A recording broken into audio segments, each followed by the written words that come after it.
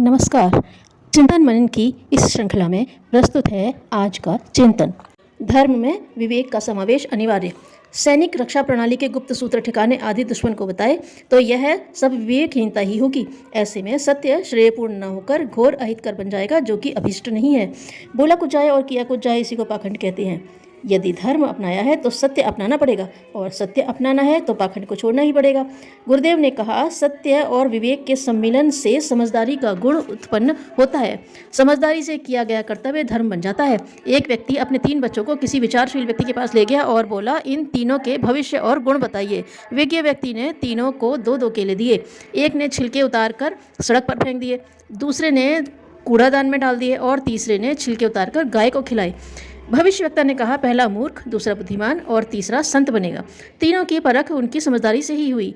व्यक्ति समझदार बनकर ही धर्म को अपना सकता है, सही कार्य कर सकता है। अन्यथा धर्म के नाम पर लड़ेगा, लड़ाएगा, मरेगा, मारेगा, मिटेगा और मिटाएगा। सारा का सारा वह अनर्थकारी कृत्य कर डालेगा जिनका धर्म से कोई संबंध नहीं है। यदि मनुष्य समझदारी अपनाता, मानव धर्म को महत्व देता, तो संप्रदायों को लेकर भेदभाव, जलन, कुड़न, ईर्ष्या, द्वेष न पैदा करता। आज धर्म के कारण कितना विलगाव पैदा हुआ है। यदि समझदारी के साथ धर्म अपनाया गया होता तो सुख शांति का दिव्य वातावरण बन गया होता। सत्य और विवेक से परे धर्म नहीं, धर्म की विकृत लाश है, जो किसी भी काम आने की नहीं, जिसे अपनाने पर बदबू और सड़न के अलावा कुछ भी मिलने का नहीं। धर्म के आधारभूत तथ्य सत्य विवेक पर प्रकाश डालते हुए आगे कहा गया है कि धर्म के नाम पर जो कुछ उल्टा सीधा, उपयुक्त अनुपयुक्त चल रहा है, उसे आंख मूंद कर स्वीकार नहीं कर लेना चाहिए, बल्कि विवेक का प्रयोग करते हुए औचित्य का ही वर्ण करना चाहिए। मनुष्य को राजहंस की तरह नीर शीर अलग करना चाहिए। जो उत्कृष्ट है उसी को ग्रहण करना चाहिए। हमें हंस और चातक की वृत्ति होनी चाहिए। हंस मोती चुगता है, कीड़े नहीं खाता। चातक भी स्वाति की बूंदें ही ग्रहण करता है, अन्यथा प्यासा ही रह जाता है।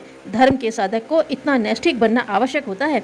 कोई बात इसलिए मत मान लो कि किसी महापुरुष ने कहा है, किसी ग्रंथ में लिखा है, किसी महामानव ने अपनाया है। उसे मानने वाले बहुत अधिक हैं, बल्कि अपने विवेक की कसौटी से परखो।